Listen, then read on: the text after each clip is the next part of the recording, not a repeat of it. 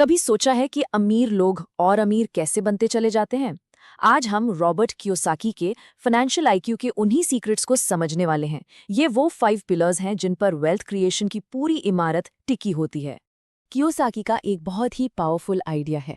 वो कहते हैं, अमीर लोग पैसों का खेल अलग नियमों से खेलते हैं और एक बार आप वो नियम सीख गए तो पैसा कभी प्रॉब्लम बनेगा ही नहीं।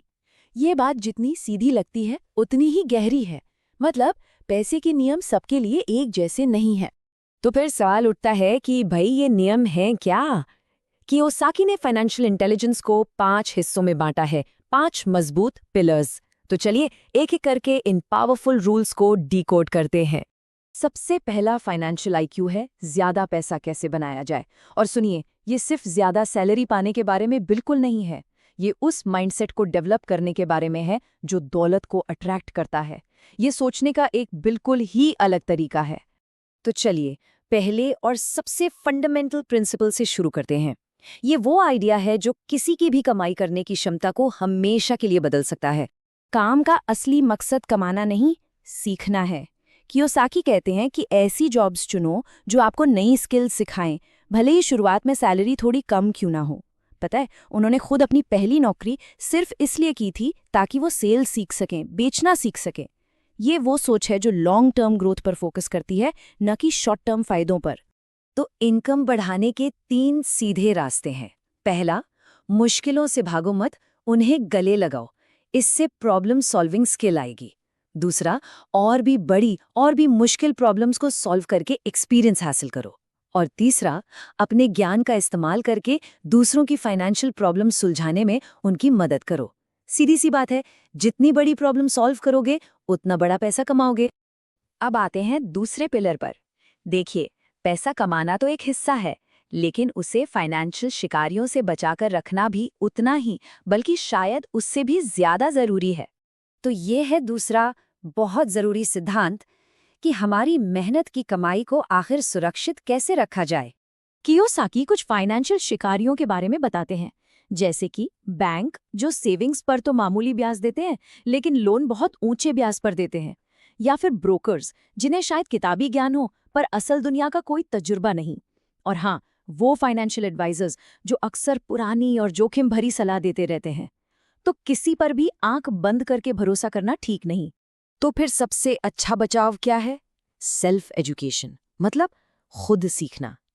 इन तथाकथित एक्सपर्ट्स पर निर्भर रहना बंद करें और खुद फाइनेंस के बारे में जानने के लिए थोड़ा वक्त निकालें। अपने पैसे का कंट्रोल अपने हाथों में लेना ही सबसे बड़ी सुरक्षा है कि नहीं? तीसरा पिलर है अपने पैसे को बजट करना। लेकिन रुकिए, ये वैसा बजट बिल्कुल नहीं है जैसा हम स्कूलों में सीखते हैं। इसका फोकस पैसे बचाने पर नहीं, बल्कि पैसा बनाने पर है। ये है तीसरा सिद्धांत, और ये एक ऐसा नियम है जो किसी के भी फाइनेंशियल फ्यूचर की तस्वीर पूरी तरह से बदल सकता है। यहाँ एक बहुत बड़ा फर्क है, जरा ध्यान से देखिए। एक आम बजट में क्या होता है? इनकम आती है और उससे सीधे खर्चे चुका दिए जाते हैं। लेकिन अमीर लोग एक अलग ही बजट फॉलो करते हैं। वो इनकम आते ही सबसे पहले खुद को पे करते हैं, मतलब पैसे का पहला हिस्सा एसेट्स बनाने में लगाते हैं, ऐसी चीजें जो और पैसा कमा कर दें, और उसके बाद जो बचता है उससे अपने खर्चे चलाते हैं। सोचिए, बस ये एक छोटा सा बदलाव कितना बड़ा फर्क ला सकता है। कियोसाकी का ये आइडिया तो कमाल का है। अपने बड़े खर्चों यानी अपनी लाइबिलिटीज का पेमेंट अपनी एसेट से करवाओ।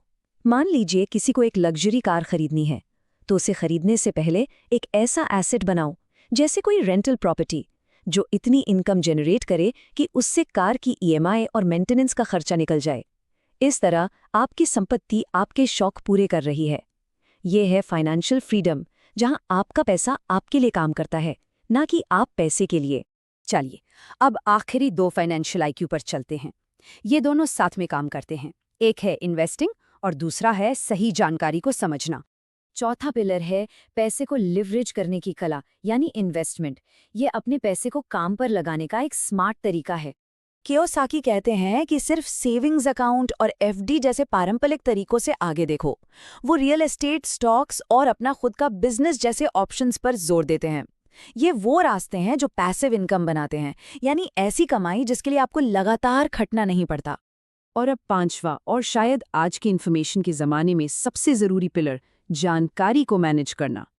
देखिए, हमें हर तरफ से सलाह और जानकारी मिलती है, लेकिन हमें फैक्ट यानी तथ्य और ओपिनियन यानी राय के बीच का फर्क समझना होगा। फैक्ट वो है जिसे वेरीफाई किया जा सकता है, टेस्ट किया जा सकता है, जबकि ओपिनियन तो बस किसी का एक विचार है। कियोसाकी कहते हैं कि बड़े फाइनेंशियल फैसले हमेशा फैक्ट्स पर लिए जाते हैं, न कि सुनी सुनाई बातों पर। अच्छा, तो हमने 5 फाइनेंशियल आईक्यू की बात कर ली, लेकिन एक चीज है जो इन सबको एक साथ बांधती है, एक ऐसी सीक्रेट चाबी जिसके बिना ये सारा ज्ञान बस अधूरा है। जानना चाहेंगे वो क्या है? वो चीज है साहस, हिम्मत, एक्शन लेने की हिम्मत, अपनी पुरानी सोच और डर को पीछे छोड़ने की हिम्मत। और लोग क्या कहेंगे, इसकी परवाह किए बिना अपने लक्ष्य पर डटे रहने की हिम्मत। क्योंकि बिना साहस के ज्ञान सिर्फ जानकारी बनकर रह जाता है, वो शक्ति नहीं बनता। यही साहस वो चिंगारी है जो ज्ञान को दौलत में बदल देती है।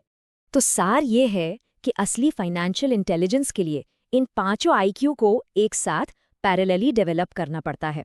और इस पूरी जर्नी को जो चीज़ पावर देती है वो है हिम्मत।